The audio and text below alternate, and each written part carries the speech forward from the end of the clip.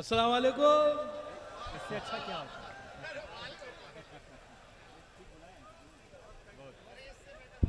बहुत बहुत शुक्रिया।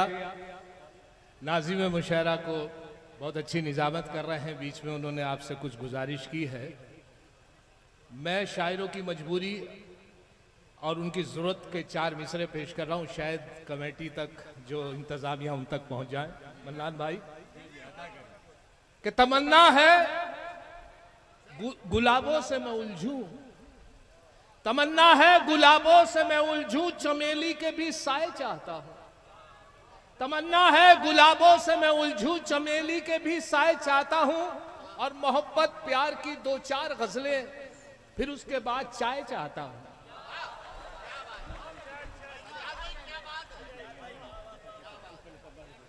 तमन्ना है गुलाबों से मैं उलझूं, चमेली के भी साए चाहता हूं, मोहब्बत प्यार की 2-4 गजलें, फिर उसके बाद चाय चाहता हूं। हाजिर हुआ हूं सदर मोहतरम बहुत ही इज्जत महाबाली जनाब शमसी साहब, सुल्तान शमसी साहब तशरीफ रखते हैं। उनसे मेरी मुलाकात मुशायरे में हुई है। आज मेरी खुशनसीबी है कि उनकी सदारत में आपकी खिदमत का मौका मिला है। खासतौर से अनवर साहब का ये कमाल कि सभी शायरों को उन्होंने उनकी गुजारिश पे हिंदुस्तान से नहीं, हिंदुस्तान से बाहर से भी तशरीफ लाए हैं। मैं तो उनके एक हुक्म से हाजिर हो गया हूँ। मन्नान फराज साहब मेरे बड़े अजीज दोस्त, उनका हुक्म हुआ, मैं हाजिर हो गया हूँ। मुलाजा फरमाए, एक 4 मिसरे तारुफ के अपने सुना दूं मैं आपका अपना तारुफ कि मैं झंझट हूं, मैं झंझट हूं, विरासत में मिली है शायरी मुझको।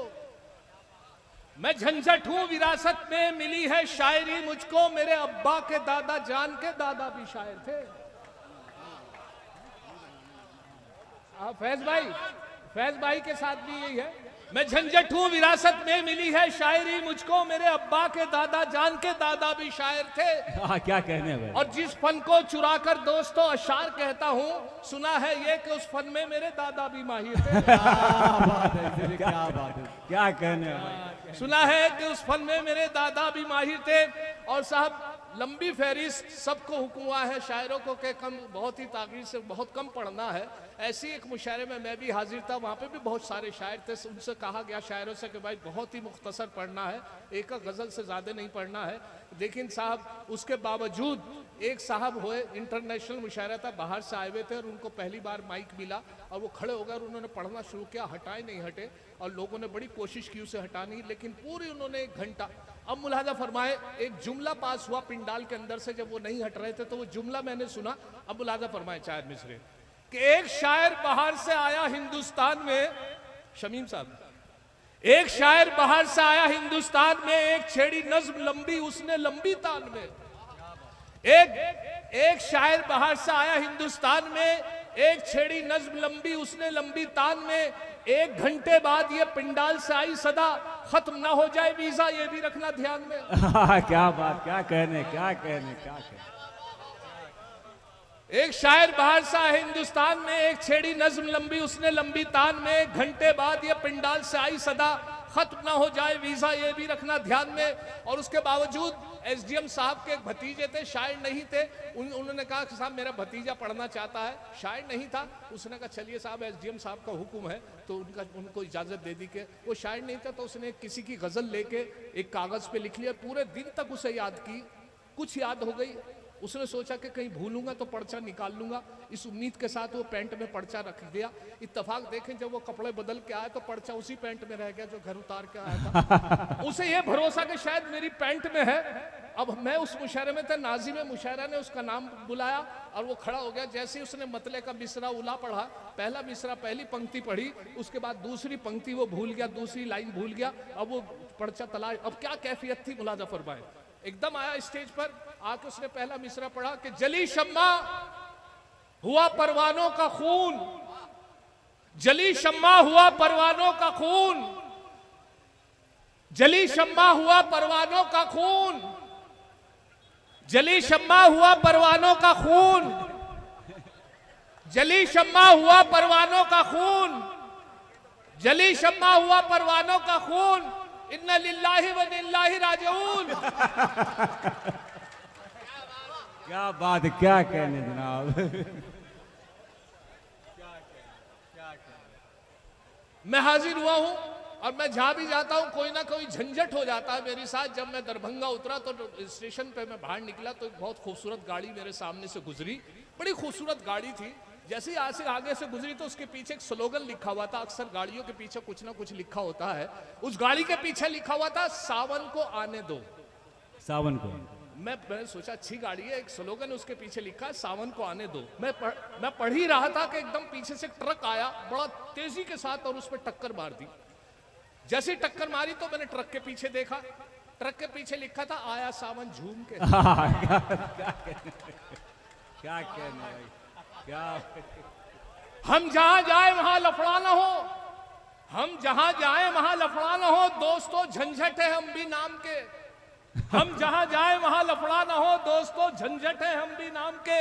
क्या करें ये नाम ऐसा मिल गया, वरना हम भी आदमी थे। क्या कहने हैं, क्या कहने हैं। अल्लाह के वास्ते यहाँ झंझट मत फंसाइएगा, कलाम पे यहाँ झंझट नहीं फंसाइएगा। मैं बड़ा तवील सफर करके हाजिर हुआ हूँ आपकी खिदमत में। उत्तराखंड रुड़की से तशरीफ लाऊं, कलियर शरीफ से। और मेरी हालत ये रही कि मैं एक बार और दूर का सफर किया था, पटना। पटना जब मैं आया था तो मुझे आदत सी हो गई। खैर यहाँ दरभंगा में मोहब्बत वाले इतने थे। अनवर कमाल साहब ने बड़ी खिदमत की, मैं बहुत शुक्रगुजार हूँ कि मेरी थकान को उसने बहुत ही खिदमत के साथ ख़त्म की। हुआ ये कि साहब मैं पटना पहुंचा तो मेरे उस्ताद ने बताया था कि आप पहली बार सफर में जा रहे हैं तो हर एक से मालूम कर लेना कि पटना आ गया नहीं। अल्लाह अल्लाह, मैं चलता रहा लेकिन सबसे पूछा कि नहीं अभी रुक जाइए। फिर पूछा, पटना उतरने के बाद भी मैंने कंफर्म करना चाहा कि मैं सही उतर गया। उन्होंने तो एक मोहतरमा से मैंने पूछ लिया कि पटना यही है क्या। अब मुलादा फरमाए 4 मिसरे वहां से हुए थे कि मैं क्या बताऊं झंझट जब रेल से मैं उतरा। मैं क्या बताऊं झंझट जब रेल से मैं उतरा, एक महाजबी से मिलकर ऐसी घटी है घटना। मैं क्या बताऊं झंझट जब रेल से मैं उतरा, एक महाजबी से मिलकर ऐसी घटी है घटना। जूते से उसने मेरी कर डाली ताजपोशी, पूछा था मैंने इतना मैडम यही है पटना। क्या कहने भाई, क्या भाई। जोरदार तालियों से भाई, पीछे के लोग भी हजरात जोरदार तालियों से इनका इस्तेमाल करें। और यकीन है मुझको वो मेरे होंगे, अभी मैं उनको पटा रहा हूं। यकीन है मुझको वो मेरे होंगे, अभी मैं उनको पटा रहा हूं। अभी तो खींची है कुछ लकीरें, अभी तो खाका बना रहा हूं। यकीन है मुझको वो मेरे होंगे, अभी मैं उनको पटा रहा हूं। अभी तो खींची है कुछ लकीरें, अभी तो खाका बना रहा हूं। और कटी पतंग की तरह ही एक दिन खुद गिरेंगे वो छत पे मेरी। नहीं किसी पे है काट जिसकी मैं ऐसा मांझा बना रहा हूं। क्या कहने भाई, बहुत अच्छे, बहुत। नहीं किसी पे है काट जिसकी मैं ऐसा माझा बना रहा हूं। और अब देखिए साहब मेरी साथ ये मजबूरी के मैं फिर बता लूं, कहीं ना कहीं झंझट हो जाता है। एक मुशायरे में एक मंत्री जी बैठे हुए थे। मंत्री जी ने मुशायरे का कोई शौक नहीं था। जब इतनी पब्लिक देखी तो उन्होंने लुभाने का एक अनाउंस कर दिया खड़े होके उत्तराखंड में।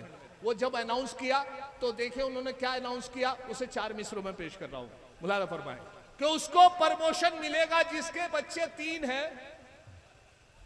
उसको प्रमोशन मिलेगा जिसके बच्चे 3 हैं। जाते जाते मंत्री जी ये भरोसा दे गए।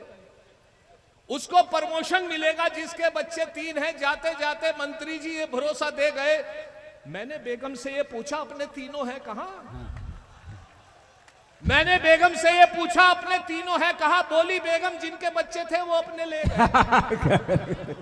क्या बात है भाई, बहुत अच्छे भाई, बहुत भाई। तालियों से भाई, एक बार फिर तालियों से उनका। अब देखिए साहब एक मौलाना से मैं देवबंद के गया मुशायरे के हवाले से, तो एक दोस्त मौलवियत कर रहे थे। मेरे दोस्त थे, वो स्टूडेंट थे।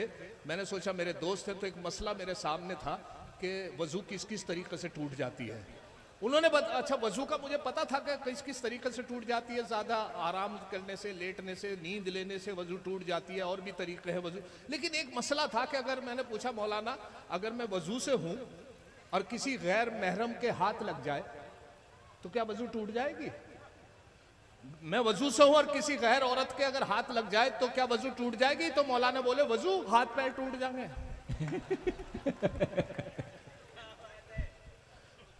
अच्छा, उसके बाद एक और मस्जिद में ये अनाउंस हुआ कि साहब वो जो जमात आई हुई थी, अमीर जमात ने ये अनाउंस करा, एक छोटे से लड़के को जिम्मेदारी दे दी, अपने जमात के लड़के से छोटा था, उसे नहीं देनी चाहिए थी, फिर भी कहा कि आपको एक जिम्मेदारी लेनी है कि नमाज मुकम्मल होने के बाद आपको ये खड़े होकर कहना है कि हजरात, सभी हजरात तशरीफ रखे, इंशाल्लाह नमाज के बाद दीन ईमान की बात होगी।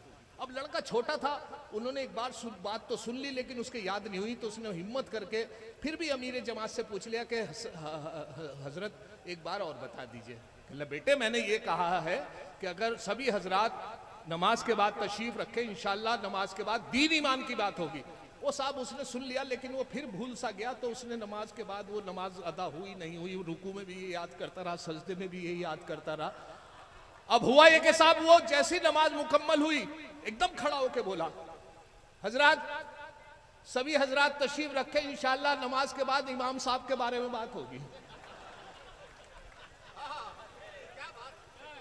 अब इमाम साहब सोचने लगे, मैंने क्या कर दिया यार। दाढ़ी अगर नहीं है, 4 मिसरे मुलाजा फरमाए, पता पेश कर रहा हूं कि दाढ़ी अगर नहीं है मुसलमान तो है वो, दाढ़ी अगर नहीं है मुसलमान तो है वो, तबलीग के जलसों में भी जाता जरूर है। दाढ़ी अगर नहीं है मुसलमान तो है वो, तबलीग के जलसों में भी जाता जरूर है। पढ़ता नहीं नमाज कभी वो तो क्या हुआ, लेकिन जुमे के रोज नहाता जरूर है। दाढ़ी अगर नहीं है मुसलमान तो है वो, तबलीग के जलसों में भी जाता जरूर है। पढ़ता नहीं नमाज कभी वो तो क्या हुआ, लेकिन जुमे के रोज नहाता जरूर है। ये लॉकडाउन में हालत ये रही शायरों की कि घर में उनको बीवी के साथ रहना पड़ गया, सफर में उनकी जान बची रहती थी, और सफर के बाद जब वो ज्यादा वक्त उनका बीवी के साथ गुजरा तो बहुत सी बातें सुनने को मिली। मेरी साथ भी यही हुआ कि एक बहस के दौरान मेरी बीवी मुझसे कहने लगी, जितना तेरे में दिमाग है ना, इतना तो मेरा हर वक्त खराब है। तो ये बातें सुनने को मिली, तो साहब उसमें मैं उसके बाद भी उसको लुभाने के लिए उसके 4 मिसरे उसकी शान में कहे, इलेक्ट्रॉनिक कंप्यूटर दौर है, एक कता मुलाजा फरमा ले, उनको मैंने लुभाने के लिए उनकी मोहब्बत में 4 मिसरे करे। सदर मोहतरम कि दिल है मेरा मोबाइल, तुम सिम हो मेरी जान, दिल है मेरा मोबाइल, तुम सिम हो मेरी जान, है लाइफ टाइम रिचार्ज ये मोबाइल हमारा। दिल है मेरा मोबाइल, तुम सिम हो मेरी जान, है लाइफ टाइम रिचार्ज ये मोबाइल हमारा। वो बोली, अगर सच है तो बस इतना बता दो, मोबाइल डबल सिम तो नहीं है तुम्हारा। क्या कहने, क्या कहने, अरे क्या कहने, क्या कहने, बहुत खूब, बहुत खूब। दिल है मेरा मोबाइल, तुम सिम हो मेरी जान, है लाइफ टाइम रिचार्ज ये मोबाइल हमारा। वो बोली, अगर सच है तो बस इतना बता दो, मोबाइल डबल सिम तो नहीं है तुम्हारा। हालत ये उत्तराखंड की के मेहमान की मेहमान नवाजी बंद हो गई। एक मेहमान तो मेरे यहाँ आके इतने अटक गए कि 15-20 दिन तक मेरे रहे, लॉकडाउन में निकलने नहीं दिया, गोश्त की पे पाबंदी लग गई उनको। मैंने भी एक परचून की प्रोविजन स्टोर खोल लिया। मैं क्या करता, मैंने भी उनसे दाल से खिदमत करनी शुरू करी, मसूरी की दाल, उड़द की दाल, वो मूंग की दाल, चने की दाल, और ये दाल और वो दाल, मैंने दाल दाल दाल दाल। अब हुआ ये कि साहब कलियर शरीफ का मेला आने वाला था, 12 रबी अव्वल को, बड़ी रोशनी होती है। हमें मालूम नहीं था कि आज चांद की क्या तारीख है। हम कंफर्म कर रहे थे, मेरे वालिद बैठे थे, मेरे चचा बैठे हुए थे, मेरे बड़े भाई बैठे हुए थे, हम सब बात, कोई कुछ बता रहा था चांद की तारीख, कोई कुछ बता रहा था। जब दाल खाते हुए 15 दिन हो गए मेहमान को, तो हम मेहमान से मुखातिब हुए। हमने सोचा मेहमान को शायद चांद की तारीख पता हो। मैंने कहा हजरत कि जी, मैंने कहा चांद की क्या तारीख है आज? कहने लगे चांद का तो पता नहीं, हाँ आज दाल की 14 है। बहुत अच्छे, बहुत अच्छे। अब वो चले गए, नई गोश्त से खिदमत हुई तो मुझे फायदा नजर आया कि गोश्त से क्या फायदा बंद होने से। मुलाजा फरमाए 4 मिसरे कि अल्लाह मेरे घर की अब कायम रहे अजमत, अल्लाह मेरे घर की अब कायम रहे अजमत, अब घर में मेरे कोरमाओ नान नहीं है। अल्लाह मेरे घर की अब कायम रहे अजमत, अब घर में मेरे कोरमाओ नान नहीं है शुक्र खुदा गोश्त बंद होने की बदौलत अब घर में मेरे कोई भी मेहमान नहीं। क्या बात, क्या कहने। अच्छा हकला वाला कर दिया, हकला वाला। अल्लाह मेरे घर की अब कायम रहे अजमत, अब घर में मेरे कोरमाओ नान नहीं है शुक्र खुदा गोश्त बंद होने की बदौलत अब घर में मेरे कोई भी मेहमान नहीं है। उसके बावजूद मैंने सोचा कि नहीं, ऐसा नहीं, दो मेहमान की खिदमत करनी चाहिए। मेरा एकदम ध्यान गया और नजर गई अंडे पे। अंडा करी से भी खिदमत की जा सकती है। मैंने यार अंडे तो मिलते हैं, मैंने फिर भी एक अंडे मंगा के अंडा करी बहुत अच्छे ढंग से, बहुत ही अच्छे तरीके से अपनी वाइफ से बनवाई और मेहमान को खुश करने के इरादे से उनके सामने पेश की। अब इत्तेफाक देखें मेरी किस्मत, मेरी बदनसीबी कि वो अंडा करी को देख के उनके तेवर बदल गए। या तो उनको एसिडिटी बनती थी या परहेज था, डॉक्टर ने मना कर रखा था, उन्होंने अंडा करी को देख के नाक चढ़ाई। मुझे बड़ा अफसोस हुआ। अब यहाँ से 4 मिसरे सुन ले, मुलाजा फरमाए कि अंडा करी को देखकर मेहमान ने ये कहा, अंडा करी को देखकर मेहमान ने ये कहा, माँ बाप से भी इनकी करा देते मुलाकात। हाँ, क्या बात, क्या बात, क्या बात, क्या बात है, क्या बात। अंडा करी को देखकर मेहमान ने ये कहा, माँ बाप से भी इनकी करा देते मुलाकात। झंझट ये बोले इनके तो माँ बाप नहीं है, फिलहाल इन यतीम के ही सर पे रख दो हाथ। हाँ, क्या बोले बात, क्या बहुत खूब, बहुत खूब, बहुत खूब। हकला वाले मेरे रजा खतौलवी साहब की फरमाइश, फैज साहब भी तशरीफ रखते हैं। बहरहाल जब से क्या हो रहा था यार, नीचे में पढ़ दिया मैंने तो सारा मुशायरा, मतलब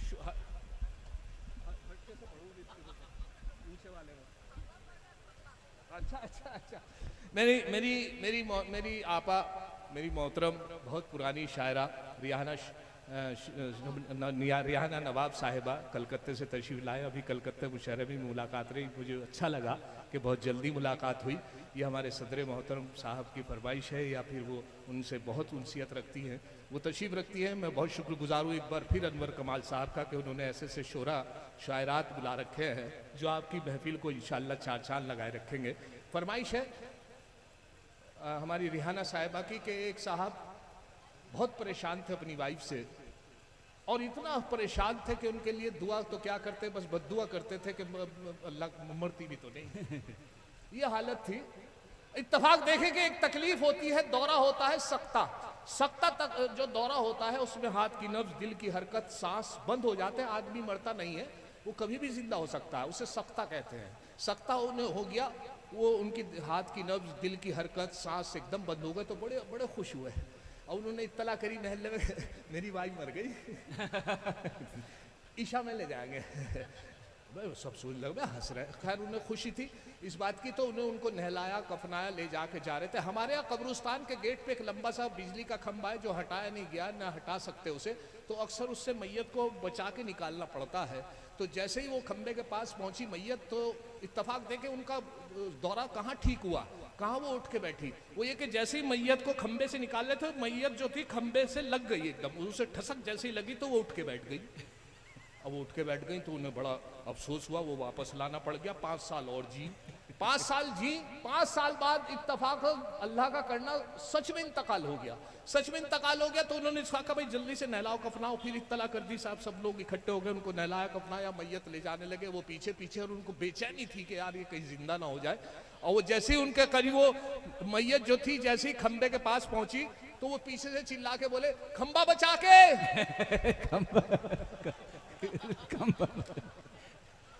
तो ये हालत होती है। बहरहाल मुझसे फरमाइश हुई है तो मैं वो भी पेश कर देता हूँ हकले से मुताल्लिक। हकले जो होता है, बहुत मोहतरम बैठे हुए हैं सब लोग, ये जरा सा इको बन रही है ना, इसमें तो आवाज समझ में नहीं आ रही शायद। आप माइक वालों से गुजारिश है कि जो ऑपरेटर हैं इसके थोड़ा सा ठीक हो गया। बहरहाल आ रही है। बहरहाल लिए शमीम साहब बैठे हैं जो ऑस्ट्रेलिया से तशरीफ लाए हैं, बड़े मोहतरम नाम है, शायरों की दिल के धड़कनों की आवाज़ है। शायर लोग ऐसे लोगों से ज़िंदा है, ऐसे मोहतरमों से नाम से ज़िंदा है जैसे शमीम साहब हैं। अगर ये लोग मोहतरम हैं और शायरों की खिदमत में जुटे हुए हैं तो इंशाअल्लाह उर्दू और मुशायर और शायरी को कोई नुकसान नहीं हो सकता। वो मैं शमीम साहब की गुजारिश, ज़ोरदार ताली हो जाए एक बार शमीम साहब के लिए जो यहाँ तशरीफ़ रखते हैं, बड़ी दूर का सफ़र तय कर यहाँ तशरीफ लाए हैं अनवर कमाल साहब के मुशायरे में। बहरहाल हकले से मुतालिक मैं बता रहा था कि हकला जो होता है बड़ा सीधे किस्म का आदमी होता है। जो हकला के बोलता है, आप लोगों के साथ भी होता होगा, यहाँ पर हर जगह हकला होता है। हकला जो होता है सीधे किस्म का आदमी होता है, वो इसलिए कि अपनी बात पूरी नहीं कह पाता, दूसरा आदमी उसकी बात पूरी कर देता है। जैसे एक हकले थे, उनकी शादी हो गई और शादी की पहली रात जब वो अपनी वाइफ के पास पहुंचे तो वो लंबा सा घूंघट निकाले बैठी थी बेड के ऊपर। हकले थे बेचारे, क्या करते, तो करीब पहुंचे बेड के और बैठने की इजाजत मांगने लगे। जब कोई जवाब नहीं मिला तो खुद ही बैठ गए। और बैठ के कहने लगे लो हम खुद ही बैठ गए। जब कोई जवाब नहीं मिला अपनी वाइफ से तो घूंघट निकाले बैठी थी। बैठने के बाद वो घूंघट हटाने के लिए कहने लगे। अब देखिए क्या सिचुएशन माहौल है उस कमरे का, ये मुलाहजा फरमाएं। करीब पहुंचे और अपनी वाइफ से बैठने की इजाजत मांगने लगे। उनके करीब पहुंचे और पूछा कि अरे भाई तुम कहो तो बैठ जाओ। कोई असर नहीं हुआ। फिर कोशिश की कि अरे भाई तुम कहो तो बैठ जाओ। जब कोई असर नहीं हुआ तो खुद ही बैठ गए और बैठ के कहने लगे लो हम खुद ही बैठ गए। अब घूंघट हटाने के लिए कहने लगे अपनी वाइफ से। घूंघट के लिए उन्होंने पूछा, उनसे कहा घूंघट हटाने के लिए कहने लगे कि अरे भाई ये जो गू गू गू गू गू गू गू गू हटा दो। कोई असर नहीं हुआ, ना कोई उधर से रिस्पांस मिला ना कोई जवाब मिला। फिर कोशिश की कि अरे भाई ये जो गू गू गू गू गू गू गू गू हटा दो। घूंघट के एकदम अंदर से आवाज आई कि तुम ही हटा देते। कहने लगे कमाल हो गया, तुम तो मेरी बहन निकली। तो ये परेशानी हकले के साथ आती रहती है। बल्कि एक परेशानी तो ये आई कि साहब एक मेरे दोस्त है वसीम साहब, वो हकला के बोलते हैं और बड़े सीधे आदमी है। वसीम साहब से मुझे आइडिया मिलता है कि हकला कैसे बोलता है। मैं इत्तफाक देखे कि मैं जैसे अपने घर से निकला तो एक होटल का चौराहा, उसमें मैंने भीड़ देखी। जब लोगों की भीड़ देखी मैंने सोचा क्या मामला है। जब मैं करीब पहुंचा तो पता चला कि वसीम साहब का किसी से झगड़ा हो गया। बहुत सीधे आदमी वसीम साहब, एक तरफ खामोश खड़े हुए, दूसरा आदमी बरजस्ता गाली दिए चला जा रहा था, एक के बाद एक गाली, और वो खामोशी से सुन रहे थे। अब मेरा क्या फर्ज था, मैंने भी कहा कि यार दोस्त होने के नाते मैंने वसीम साहब को चढ़ाया। मैंने वसीम भाई आप भी दो गाली। वसीम भाई ने गाली नहीं दी। फिर कोशिश की, मैं वसीम साहब आप गाली दीजिए, मैं हूं आपके साथ, घबराने की क्या बात है। साहब वो एक तरफ को चल दिए वसीम भाई खामोशी के साथ में उनके साथ साथ। अगले चौराहे पर, अगले चौपले पर जाके उनकी आवाज निकली, और जब उनके पास साथ में चल रहा था तो उनकी आवाज निकली कि उल्लू उल्लू उल्लू उल्लू उल्लू उल्लू का अट्ठा। मैंने कहा भाई झगड़ा तो हाँ हुआ, गाली यहाँ दे रहे हो तुम अगले चौराहे पे, क्या और जब मैं आपके साथ था तो घबराने की क्या बात थी। कहने लगा ये बात नहीं है भाई। मैंने फिर कहने शुरू तो वहीं करी थी, निकली यहाँ। क्या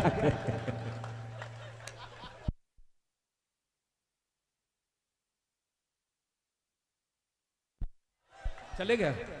अब मुलाजा करें, आखिर में आपकी खिदमत कर रहा हूँ, इंशाल्लाह मुलाकात होती रहेगी। अनवर कमाल साहब का मुबारकबाद पेश करता हूँ इस कामयाब मुशायरे की। नाज़िम मुशायरा को कामयाबी के साथ, और मन्नान फराज साहब को की मेहनत है इस मुशायरे के लिए, बड़ी बड़ी ढेर सारी मुबारकबादें।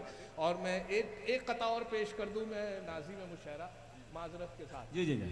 कि अगर एक शेर भी झंझट कभी चोरी का पढ़ता हूँ, अगर एक शेर भी झंझट कभी चोरी का पढ़ता हूँ, उठाकर आसमां सर पर सभी शायर बिगड़ते हैं।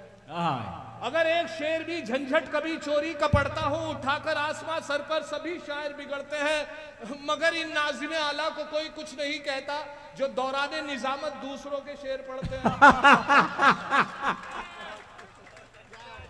मतलब आखिर में आपने निजामत पर कर ही दिया ना, नाज़िम मुशायरा को छोड़ा नहीं।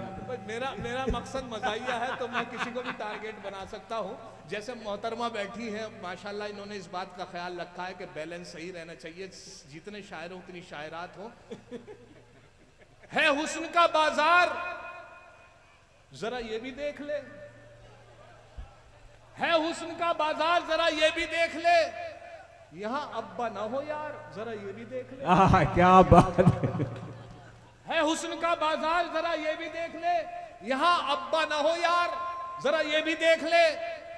और जुल्फों को उनकी देख मरा जा रहा है क्यों, जुल्फों को उनकी देख मरा जा रहा है क्यों, निकले ना वो सरदार जरा ये भी देख ले। ये भी देख क्या निकले ना वो सरदार जरा ये भी देख ले। और एक मतलब एक शेर और सुन ले कि हर कोई उसका यार है, तुम कर लो क्या करो। हर कोई उसका यार है, तुम कर लो क्या करो।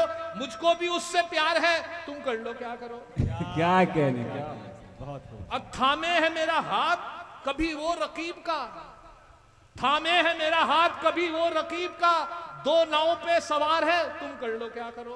आह क्या कहने। दो नाव पे सवार है, तुम कर लो क्या करो। और अनवर कमाल साहब का कमाल ये था कि सबका माशाल्लाह, मैं फिर कहता हूँ कि पेमेंट पहले हो चुका, लेकिन कुछ मुशायरे ऐसे होते हैं जिसमें हालत ये होती है कि वो एक जरिया बन गया है कमाई का। उसके हवाले से ये शेर मुलाजा फरमाए। कहे हुस्न का थामे है मेरा हाथ कभी वो रकीब का, दो नाव पे सवार है, तुम कर लो क्या करो। और चंदा मुशायरों का करूंगा मैं बेधड़क, चंदा मुशायरों का करूंगा मैं बेधड़क, ये मेरा कारोबार है, तुम कर लो क्या करो। ये बगैर चंदे का है। चंदा मुशायरों का करूंगा मैं बेधड़क, ये मेरा कारोबार है, तुम कर लो क्या करो। और एक मतला और एक शेर और याद आया कि शायरों ने कलाम की खाई, शायरों ने कलाम की खाई, आपने इंतजाम की खाई। शायरों ने कलाम की खाई, आपने इंतजाम की खाई। और उम्र गुजरी है चमचागिरी में, उम्र गुजरी है चमचागिरी में, जिंदगी भर सलाम की खाई। क्या कहने, क्या कहने। शायरों ने कलाम की खाई, आपने इंतजाम की खाई। उम्र गुजरी है चमचागिरी ने, जिंदगी भर सलाम की खाई। और दिल ने सदमों के बोझ उठाए हैं, दिल ने सदमों के बोझ उठाए हैं, अक्ल ने तो हराम की खाई। क्या कहने, क्या। दिल ने सदमों के बोझ उठाए हैं, अक्ल ने तो हराम की खाई। और देखे साहब, वो हकले से मुतालिक आखिर में एक मतलब और एक शेर सुनने के, जो वसीम साहब थे जो हकला के बोलते थे, उन्होंने एक इश्क किया लड़की से, प्यार करने लगे।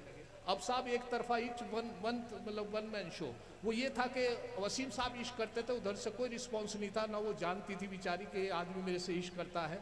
जब 15-20 दिन गुजर गए तो उनके घर ही पहुंच गए उनका इजहार करने के लिए इश्क का। अब जब इजहार करने चले गए तो उनके वालिद और उनके दो बेटे थे बड़े बॉडी बिल्डर, उन्होंने उनको लिटा के मारा, और बहुत मारा कि यार तुम जैसा आदमी, सड़क छाप हकले आदमी, अब मेरी बेटी से इश्क हाथ मांगने आयो। पिटाई की, 15 दिन तक खामोश वो शहर छोड़ के बाहर चले गए।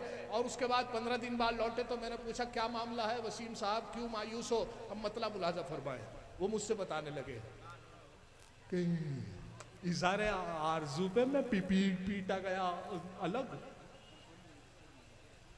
इज़ारे आरज़ू पे मैं पीटा गया अलग, और बालों का मेरे सर से सफाया हुआ अलग।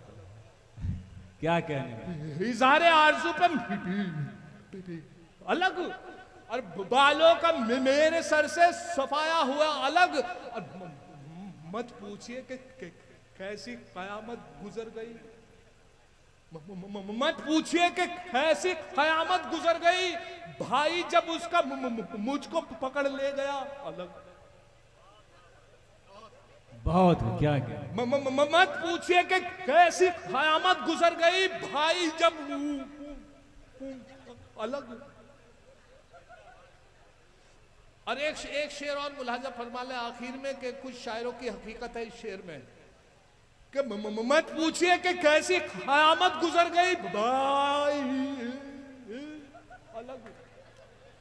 अब मुलाजा फरमाए वो शेर कि दो पाट के में बीच में ऐसा फंसा के बस, दो पाट के में बीच में ऐसा फंसा के बस, बीवी अलग है पीस से दिलरुबा।